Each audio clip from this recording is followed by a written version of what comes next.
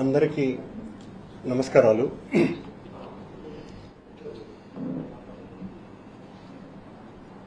వెంకటేశ్వర స్వామి ఆలయ పాలక మండలి అధ్యక్షులైన బిఆర్ నాయుడు గారి ప్రవర్తన చాలా అభ్యంతరకరంగా ఉన్నది. నేను గతంలో కూడా కొన్ని చెబితే వారు సరిదిద్దుకోకుండా ఎంతసేపు నన్ను వ్యక్తిగతంగా దాడి చేయటానికే ఆయన తన సమయాన్నంతా కూడా వాడుతున్నారు.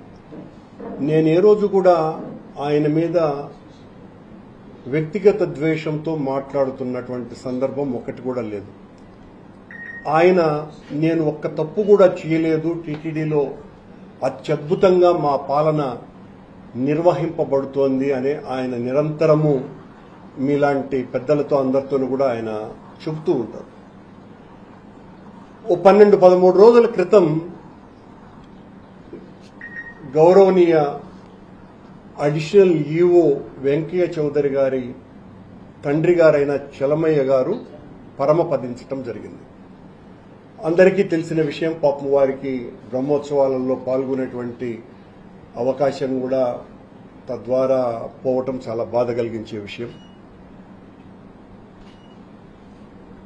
వారి తండ్రి గారి శ్రాద్ధ కర్మక్రియల రోజున బిఆర్ నాయుడు గారు ఏం చేశారు అన్నది వారి టీవీలోనే వచ్చినటువంటి విషయాన్ని ఇప్పుడు మీకు చూపిస్తాను. నేను శంకు చక్రాంకితమైన పవిత్ర భాగవత వస్త్రాన్ని స్వామివారి ఆలయంలో రంగనాయకుల మంటపంలో కప్పేటువంటి వస్త్రాన్ని ఆ శ్రాద్ధ కర్మల సమయాన అడిషనల్ ఈవో వెంకయ్య చౌదరి గారికి కప్పటం కాకుండా సాక్షాత్తు స్వామివారి తిరువాభరణాల అంటే నిత్యము స్వామివారికి తొడిగేటువంటి ఆభరణాల బొక్కసం సంరక్షకుడైన గురురాజస్వామి అక్కడ స్వామివారి లడ్డూ ప్రసాదాలను పట్టుకుని పరివట్టం కట్టటం, ఎవరికి అడిషనల్ ఈఓ గారికి పరివట్టం కట్టి వేద పండితుల చేత అత్యంత పవిత్రమైన రంగనాయకుల మండపంలో ఏ వేదాశీర్వచనమైతే చేస్తారో ప్రత్యేకించి దేవాలయానికి మాత్రమే ప్రత్యేకమైనటువంటి ఆ వేదాశీర్వచనాన్ని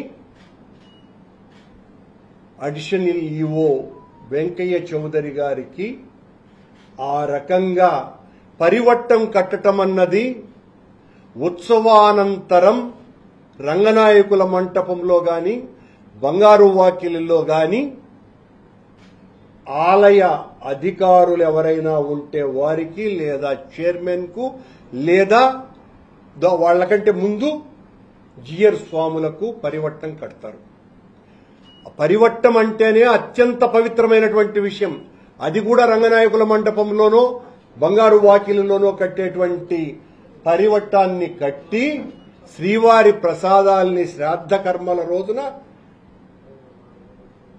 ఆ పవిత్ర వస్త్రాన్ని కప్పి, అది కూడా బొక్కసం ఇన్ఛార్జ్ స్వామివారి నగలని పరిరక్షించేటువంటి బొక్కసం ఇన్ఛార్జ్ పర్యవేక్షణలో వధువు విధవ వీళ్ళ రెండింటికి తేడా తెలియనటువంటి వ్యక్తి, వారైనా వీరైనా ఒకటే అని అనుకునేటువంటి మనుషులు చేసేటువంటి చేష్టలు తప్ప మరొకటి కాదు. ఇది అభివృద్ధికి ఆశీస్సులు అందజేస్తారు. ఎవరైనా విషాదానికి పరామర్శ చేస్తారు.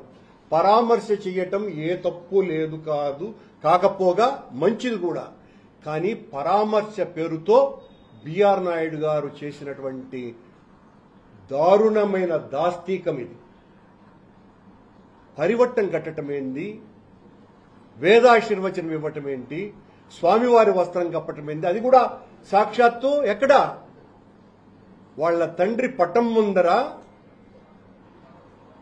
ఆయనకు చేయటం అంటే తన పదవిని పూర్తిగా దుర్వినియోగం చేస్తున్నారు బిఆర్ నాయుడు గారు.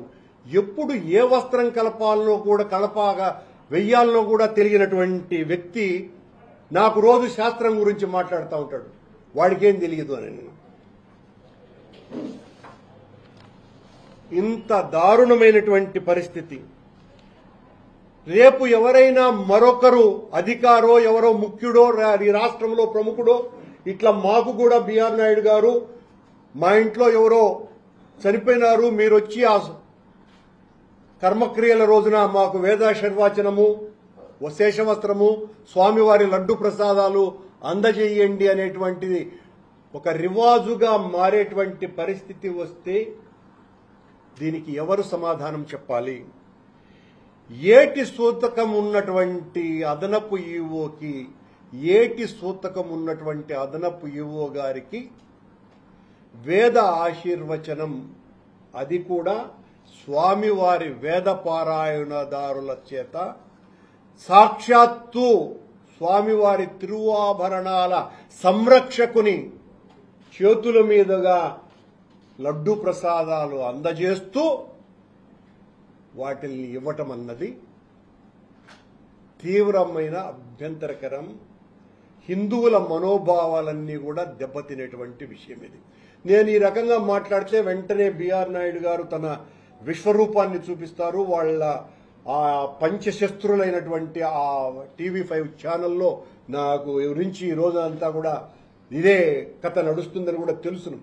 కానీ నేను జరిగేటువంటి తప్పుల్ని ఎత్తి చూపకుండా ఉండటం అన్నది సాధ్యమయ్యేటువంటి విషయం కానే కాదని ఈ సందర్భంగా నేను వారికి తెలియజేస్తూ, స్వామి, స్థానిక దేవాలయాలలో భక్తులు పెరిగిపోయినారు, వాళ్లకు అన్నప్రసాదాలు కూడా లభించటం లేదు అని తెలుగుదేశం పార్టీకి సంబంధించిన అధికారిక పత్రిక ఈనాడులో ఈ మధ్యన ప్రముఖంగా ఒక వార్త వచ్చింది.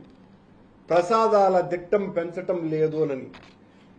తమరు అధికారులకు ఈ రకమైన ఊడిగం చేయటం మానేసి ఈ దిట్టం పెంచేటువంటి కార్యక్రమం చేయమని సవినయంగా నేను బిఆర్ నాయుడు గారికి విజ్ఞప్తి చేస్తున్నా. అర్హత లేనిటువంటి వాళ్లకు అధికారం ఇస్తే అర్ధరాత్రి గొడుగు పట్టుకోమన్నాడంట. బిఆర్ నాయుడు గారి కార్యక్రమాలు అలాగే ఉన్నట్టుగా చూస్తుంది. నేనేం ఆయన విమర్శించడానికి కాదు. ఎవరైనా చనిపోతే పోయి వేదాశీర్వచనం ఇచ్చి పరివట్టం కట్టుతారండి. ఈ పరివట్టం కట్టడం అనే సాంప్రదాయం ఎక్కడైనా ఎప్పుడైనా మనం చూశామా? మీ పత్రికల వాళ్ళకు కూడా తెలియదు పరివట్టం గురించి. ఎందువల్లంటే ఆ లోపల జరిగే విషయాలు తెలియవు కాబట్టి. మీకు అత్యంత ప్రాముఖ్యత ఉన్నతమైనటువంటి విషయం పరివట్టం కట్టడం అన్నది. ఇది బిఆర్ నాయుడు గారు సాక్షాత్తు పాలక మండలి అధ్యక్షునిగా ఉండి